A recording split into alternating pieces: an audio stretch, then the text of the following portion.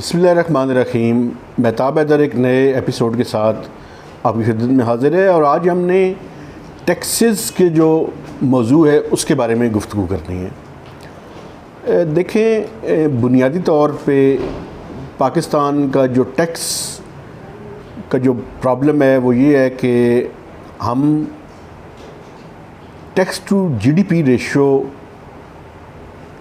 तकरीबन आप ये अंदाज़ा कर लें कि पिछले 20 से 30 सालों के अंदर 9, 10, 11% के दरमियान जो है वो खड़ी है। एब्सलूट फिगर्स में तो डेफिनेटली इजाफ़ा हुआ है, लेकिन दुनिया में जो देखा जाता है वो देखा ये जाता है कि जीडीपी के हिसाब से जो आपकी कलेक्शन है वो किस अंदाज में आगे बढ़ रही है। जो हमारे रीजनल कंट्रीज़ हैं जिसमें इंडिया भी शामिल है, इंडिया है, बांग्लादेश है, बाकी जो साउथ एशियन कंट्रीज़ हैं, और अगर एशिया को शामिल करें तो चाइना भी है। इन तमाम ममालिक का टैक्स टू जीडीपी रेशो हमसे काफ़ी ज़्यादा है। और पाकिस्तान में भी लास्ट टाइम मैं आपको याद करवाऊँ कि जब एनएफसी अवार्ड हुआ था 2010 में, तो उसमें एक टारगेट जो रखा गया था वो ये था कि 10% टैक्स टू जीडीपी रेशो था उस टाइम। तो ये तय किया गया था कि कोशिश की जाएगी कि 1% उसके अंदर हर साल इजाफ़ा किया जाए। तो जब यानी एनएफसी का वो टाइम पीरियड ख़त्म हो 5 साल, तो ये टैक्स टू जीडीपी रेशो जो है ये 15% को टच कर जाए। देखें, ये बहुत ज़्यादा इम्पॉर्टेंट बात है। अगर हमने इस इकॉनमी का साइज़ ऑफ द केक ना बढ़ाया तो आपको इस टाइम ये टेंशन नज़र आती है जो वफाक और सूबों के हुकूमतों के दरमियान है। यानी आप ये देखें कि जब एनएफसी नहीं हुआ था ये 7th, तो उससे पहले सूबे ये ब्लेम करते थे फेडरल गवर्नमेंट को कि आप सारे पैसे खा जाते हैं और हमारे पास कुछ नहीं बचता। जब ये रेशो रिवर्स हुई और सूबों के पास पैसे ज़्यादा जाने शुरू हुए, तो अब हमें फेडरल गवर्नमेंट से ये आवाज़ें आती हैं कि आप ये देखें कि सूबों के पास इतने पैसे जा रहे हैं, लेकिन जो ह्यूमन डेवलपमेंट इंडेक्स है उसमें पाकिस्तान की परफॉर्मेंस बैड टू वर्स्ट हुई है।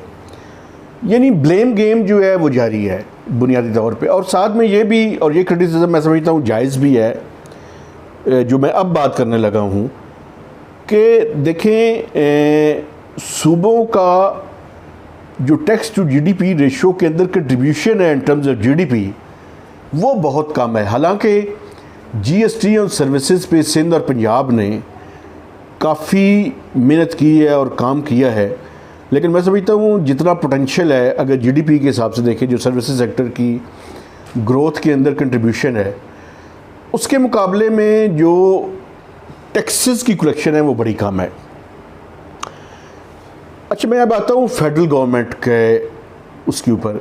देखिए, फेडरल गवर्नमेंट का जो इस टाइम सबसे बड़ा प्रॉब्लम है, और मैं समझता हूँ कि हुक्मरान इसके बारे में नहीं सुनना चाहते। और जब हालांकि पीटीआई हुकूमत आई थी तो मुझे याद है अपोजिशन में थे जब असद उमर साहब ने एक प्रेस कॉन्फ्रेंस की थी और इकॉनमी के कुछ रिपोर्टर्स को उन्होंने बुलाया था। मैं भी उनमें शामिल था और मैं जब गया था तो उन्होंने एक बात की थी और मैंने एग्री किया था कि आप ठीक कह रहे हैं।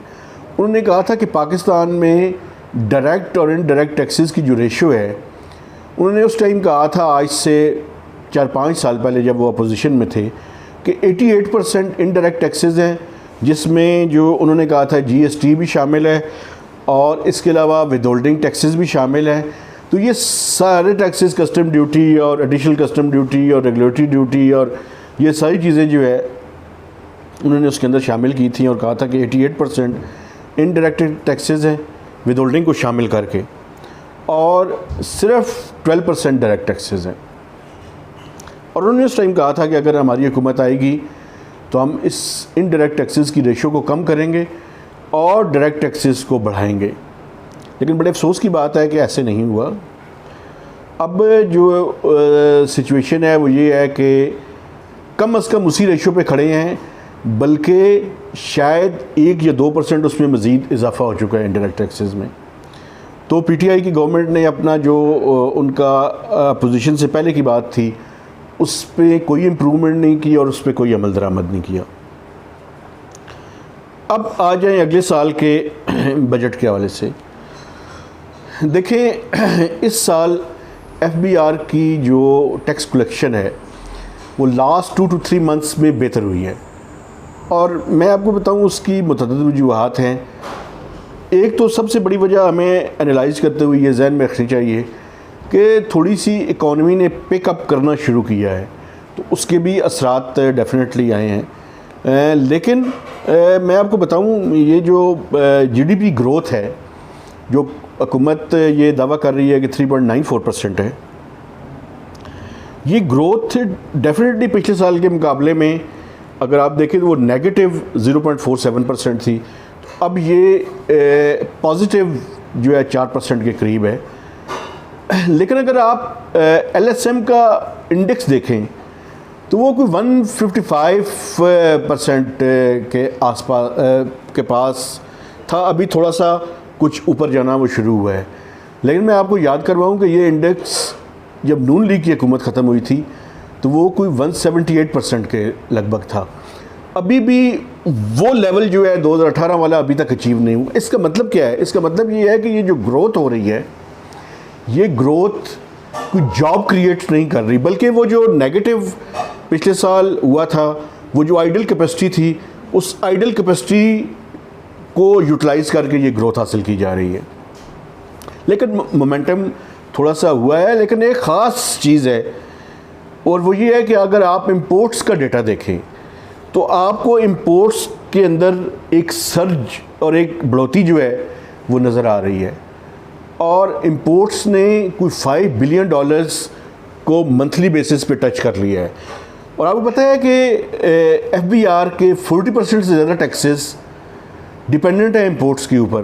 तो जब इंपोर्ट डिप्रेस हुई थी पिछले 2 सालों के दौरान, तो एफबीआर की जो कलेक्शन थी वो भी कम होनी शुरू हो गई थी, और अब जब इंपोर्ट ने बढ़ना शुरू कर दिया है तो एफबीआर की कलेक्शन भी बेहतर होनी शुरू हो गई है। और कहा जा रहा है कि 4.7 ट्रिलियन को टच कर लेंगे। आखिरी महीना है, अब देखते हैं। रात को मेरी शबरजदी साहब से, जो फॉर्मर चेयरमैन एफबीआर हैं, उनसे बात हुई तो उन्होंने मुझे कहा कि 4.7 ट्रिलियन को ये टच नहीं कर सकेंगे। तो इसलिए बेस जो अगले साल का टारगेट उन्होंने आईएमएफ के साथ एग्री किया है 5.8 ट्रिलियन, यानी 5,800 अरब रुपए, वो खासा मुश्किल होगा उसको अचीव करना। अगर पहले तो ये बात है कि यही टारगेट जो है, उनका ख्याल था कि 4.5 या मैक्सिमम 4.6 तक जो है वो एफबीआर पहुंच सकेगा। अब अगले साल की क्या स्ट्रैटेजी है एफबीआर की? अगले साल की स्ट्रैटेजी ये है कि इन्होंने कुछ इनकम टैक्स की एग्जम्पशंस उड़ानी है, कुछ सेल्स टैक्स की एग्जम्पशन उड़ानी है, कुछ टैक्सों के अंदर रद्द बदल करना है, कुछ इस तरह की एडजस्टमेंट्स करनी है। बस सैलरीड क्लास के लिए ये प्रपोज़ल है कि इस टाइम 12 या 13 स्लैब्स हैं, उनको कम करके 5 या 6 कर दिया जाए, और जो लोअर स्लैब्स हैं उन पे टैक्स की रेशो को कम किया जाए, और जो हायर स्लैब्स हैं उनके ऊपर टैक्स बढ़ाया जाए। तकरीबन 125 से 130 अरब रुपए सैलरीड क्लास से एफबीआर जो है वो कलेक्शन करती है, सिर्फ चूँकि उनका टैक्स जो आपको पता है कि उसके साथ ही कट जाता है। तो अब देखना ये है कि ओवरऑल मेरे ख्याल में थोड़ा सा इजाफा होगा, ये जो स्लैब्स के अंदर जो है वो चेंजेस कर रहे हैं। इसके साथ साथ जो एफबीआर की वो है स्ट्रेटजी है, वो ये है कि रेंटल इनकम जो है उसके अंदर भी इस तरह से एडजस्टमेंट्स की जाएँ कि वो थोड़ा सा टैक्स जो है वो उसके अंदर इजाफा हो सके, और कैपिटल गेंस के अंदर भी टाइम पीरियड को किया जाए इस तरह से एडजस्ट कि उसमें मामूली सा इजाफा हो। लेकिन एक बड़ी अजीब सी बात मैं आपको बताना चाहता हूँ, वो ये है कि इस्लामाबाद कैपिटल टेरिटरी में जो प्रॉपर्टी की वैल्यूएशन थी, वो नून लीग के ज़माने में एक उन्होंने मूव शुरू की थी कि हम इसको मार्केट के रेट्स के बराबर ले आएँ। लेकिन मैं हैरान हूँ कि वो डीसी रेट्स, इस्लामाबाद के डीसी साहब इसका जवाब दें तो ज़्यादा बेहतर है, वो डीसी रेट्स उन्होंने कम कर दिए हैं और बहाना ये बनाया है कि इस्लामाबाद कोर्ट की तरफ से उनको डायरेक्शन थी। इस्लामाबाद कोर्ट की जो मेरे पास चीज़ें पड़ी हुई हैं उसमें तो ये था कि आप कानून के मुताबिक करें, तो वो वैल्यूएशन उन्होंने कम कर दी है। अब मैं समझता हूँ कि वाकई जो लैंड माफिया हैं वो इस हुकूमत में कुछ ज़्यादा ही ताकतवर है, तो उन्होंने अपनी वो वैल्यूएशन बढ़ाने के बजाय कम करवा ली है। ये एक अजीब सी बात है, चूँकि उसी की बेसिस पे FBR के टैक्सेस तय होते हैं। तो मैं ये निशानदेही करना चाहता हूँ कि उनके कैसे उन्होंने वैल्यूएशन जो है वो कम कर दी है, इसको देखने की ज़रूरत है। क्योंकि अगर उन्होंने कम कर दिया तो चारों सूबे हैं उनके लिए भी कोई प्रेसिडेंट ना सेट की जा रही हो कि वो भी कम कर दें। तो FBR का जो ये विदहोल्डिंग टैक्स जो है वो उसकी बुनियाद पे आ रहा है, उसकी वैल्यूएशन की बुनियाद पे 236C और K है मेरे ख्याल में, वो मज़ीद ही जो है वो ना गिर जाए। तो ये मेरे ख्याल में देखने की ज़रूरत है, इन चीज़ों पे थोड़ा सा काम करने की ज़रूरत है। दूसरा FBR की स्ट्रेटजी है कि पॉइंट ऑफ सेल पे जो सॉफ्टवेयर है वो लिंक कर दिया जाए FBR के सिस्टम के साथ।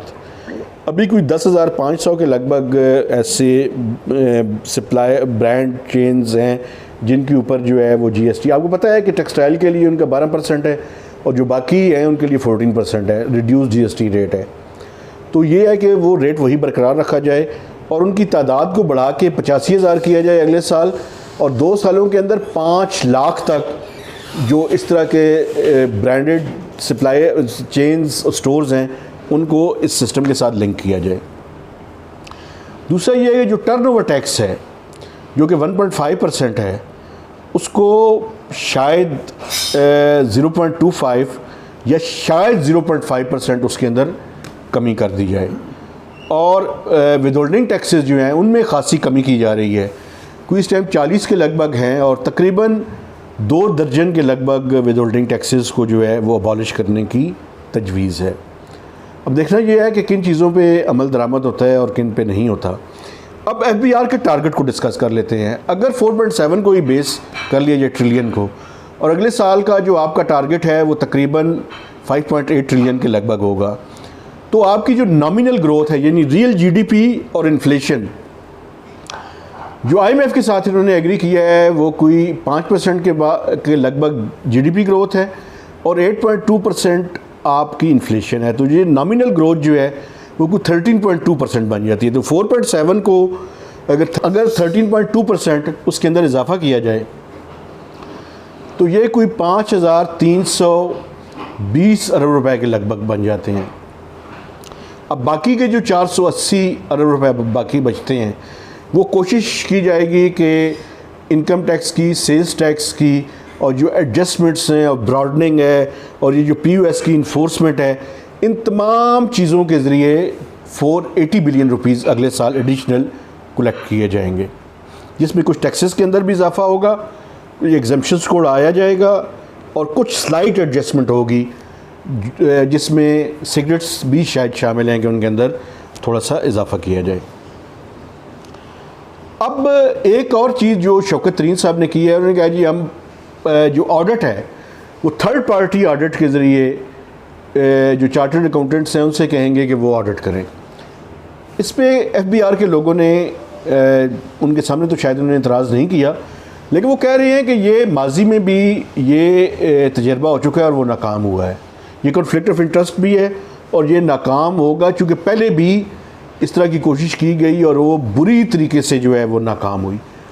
तो अब कौन सी ऐसी ग्राउंड रियलिटी चेंज हो गई अगर आप, और उनका ये भी कहना था कि अगर एराजमेंट का आपके पास है तो आप अपनी इंटरनल जो कंट्रोल्स हैं उनको बेहतर करें और जो एराजमेंट का इशू है उसको रिजॉल्व करें। लेकिन अगर आपकी अपनी मशीनरी के ऊपर ट्रस्ट नहीं है तो टैक्स मशीनरी कैसे परफॉर्म करेगी?